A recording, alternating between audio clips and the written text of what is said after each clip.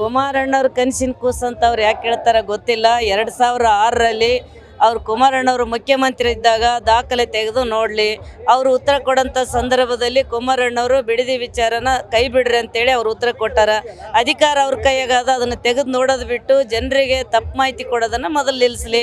ಕುಮಾರಣ್ಣವರೇ ಹೋರಾಟ ಅವರೇ ಮಾಡಿದ್ರೆ ಅವ್ರು ಯಾಕೆ ಹೋರಾಟ ಮಾಡ್ತಾರೆ ಇವತ್ತು?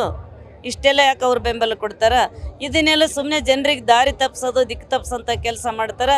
2028ಕ್ಕೆ ಇದೇನು ನಮ್ಮನ್ನ ಹಿಡಿದು ನಿಲ್ಲಿಸೋಂಥ ಶಕ್ತಿ ಅವ್ರಿಗಿಲ್ಲ. ಹಂಗಾಗಿ ಅಪಪ್ರಚಾರಕ್ಕೆ ಅವರು ದಾರಿ ಮಾಡಿ ಕೊಡ್ತಾರೆ, ಅಷ್ಟು ಬಿಟ್ಟರೆ ಬೇರೆ ಏನಿಲ್ಲ. ಮೇಡಮ್, ಸಚಿವ ಸಂಪುಟದಲ್ಲಿ ಮಹಿಳೆಯರಿಗೆ ಬಲವಂತವಾಗಿ ಒಂದೇ ಒಂದು ಸೀಟ್ ಕೊಟ್ಟಿದ್ದಾರೆ. ಇದು ವಿಚಾರ ಹೇಳೋದಾದ್ರೆ ಅದು ಒಂದು ಸೀಟ್ ಕೂಡ ಇನ್ನೂ ಪೆಂಡಿಂಗ್ ಆದ, ಅದನ್ನು ಮೀನಮೀಸಿ ಎಣ್ಸಕತ್ತಾರ. ಮತ್ತು ಮಹಿಳೆಯರ ಪರವಾಗಿ ಮಹಿಳೆಯರನ್ನ ಭಿಕ್ಷುಕರನ್ನಾಗಿ ಮಾಡ್ಯಾರ ಇವ್ರು. 2000 ಕೊಟ್ಟಿವಿ, ನಿಮಗೆ ಬಸ್ ಫ್ರೀ ಕೊಟ್ಟಿವಿ. ಯಾರಿಗೆ ಬೇಕಾಗಿತ್ತು? ಇವತ್ತು ಮಹಿಳೆಯರ ಪ್ರತಿನಿಧಿಸಿದಂಥ ಅವರು ಕಾಂಗ್ರೆಸ್ ಅವ್ರ ಪಾರ್ಟಿಯವರಿಗೆ, ಅವರೇ ಸರ್ಕಾರದವರಿಗೆ ಮಹಿಳೆಯರನ್ನ ಕಡೆಗಣಿಸಿದ್ದು ನೋಡಿದರೆ ಮಹಿಳೆಯರ ಬಗ್ಗೆ ಇವ್ರು ಎಷ್ಟು ಇಟ್ಕೊಂಡಾರ ಅನ್ನೋಂಥದ್ದು ಅದು ಎತ್ತಿ ತೋರಿಸಿದಂಗೆ ಆಗ್ತದೆ. ಮುಂದಿನ ದಿನಗಳಲ್ಲಿ ಅವರಿಗೆ ಮಹಿಳೆಯರು, ಇಡೀ ರಾಜ್ಯದ ಮಹಿಳೆಯರು ಏನು ಉತ್ತರ ಕೊಡಬೇಕು ಕೊಡ್ತಾರೆ 2028ಕ್ಕೆ. ಅದೇ ಸಚಿವ ಸಂಪುಟದಲ್ಲಿರೋ ಮಹಿಳೆಯರು ಯಾಕೆ ಧ್ವನಿ ಎತ್ತುತ್ತಿಲ್ಲ? ಇಲ್ಲ, ಏನು ಅವ್ರ ಪಕ್ಷದ್ದದು, ಅವ್ರಿಗೆ ಬಿಟ್ಟದ್ದು. ಕೆಲವರು ಬಿಸಿ ತುಪ್ಪದ ಥರ ಮಹಿಳೆಯರಿಗೆ, ಯಾಕಂದ್ರೆ ಆ ಪಾರ್ಟಿಗಿರೋ ಮಹಿಳೆಯರು ಕೂಡ ನನಗೆಲ್ಲರೂ ಅಕ್ಕ ತಂಗಿಯರು ಸಮಾನ, ಅವ್ರಿಗೆ ಸ್ಥಾನಮಾನ ಸಿಗ್ತದಂತ ನಾವು ಕೂಡ ಭಾಳ ನಿರೀಕ್ಷೆ ಇಟ್ಟಿದ್ವಿ. ಯಾರೇ ಮಹಿಳೆಯರಿಗೊಂದು ಸ್ಥಾನಮಾನ ಸಿಕ್ಕರೆ ಇಡೀ ರಾಜ್ಯದ ಮಹಿಳೆಯರ ಪರವಾಗಿ ದುಡಿತಾರಂತ ಅಂದ್ಕೊಂಡಿದ್ವಿ. ಆದರೆ ಈಗ ಸರ್ಕಾರ ಅವ್ರನ್ನ ಲೆಕ್ಕಕ್ಕಿಲ್ದಂಗೆ ಕರಿಬೇವು ಥರ ಯೂಸ್ ಮಾಡ್ಕೊಂಡಾರೆ.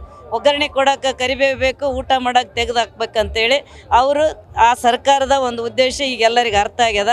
ನಮ್ಮಲ್ಲಿ ನಮ್ಮ JDS ಇವತ್ತೇನು ಜಾತ್ಯತೀತ ಜನತಾದಳದಲ್ಲಿ ಉದಾಹರಣೆ ನಾನೇ ಇವತ್ತು ಜನರಲ್ ಸೀಟ್ ಆದ ನಮ್ಮ ದೇವದುರ್ಗದಲ್ಲಿ 3 ಜನ ಮಹಿಳೆಯರು ಗೆದ್ದಿವಿ, 2 ಮಂತ್ರಿಗಳಾದರು. ನಮ್ಮಲ್ಲಿ ಉಸ್ತುವಾರಿ ರಾಯಚೂರಿಗೆ ಕೂಡ ಇವತ್ತು ಒಂದು ಉಸ್ತುವಾರಿ ಮಿನಿಸ್ಟರ್ ಆಗಲಿ, ಒಂದು ಮಿನಿಸ್ಟರ್ ಸೀಟ್ ಸಹ ನಮಗೆ ಕೊಡಲಿಲ್ಲ. ಹಂಗಾಗಿ ನಮ್ಮ ಉತ್ತರ ಕರ್ನಾಟಕ ಭಾಗಕ್ಕೆ ಈ ಸರ್ಕಾರದಾಗ ದೊಡ್ಡ ಅನ್ಯಾಯ ಆಗ್ಯದ.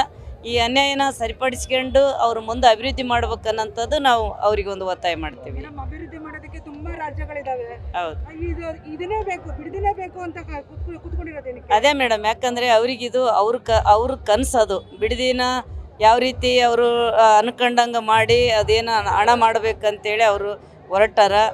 ಇಲ್ಲಿ ಅವ್ರಿಗೆ ಸರಳ ಅಂತ ಅನಿಸಿರ್ಬೋದು. ಯಾಕಂದರೆ ಉತ್ತರ ಕರ್ನಾಟಕದ ಕಡೆ ಸ್ವಲ್ಪ ಕಣ್ಣಾಡಿಸ್ಲಿ ಅಂತೇಳಿ ನಾವು ಮುಖ್ಯಮಂತ್ರಿಗಳಿಗೆ ಮನವಿ ಮಾಡಿ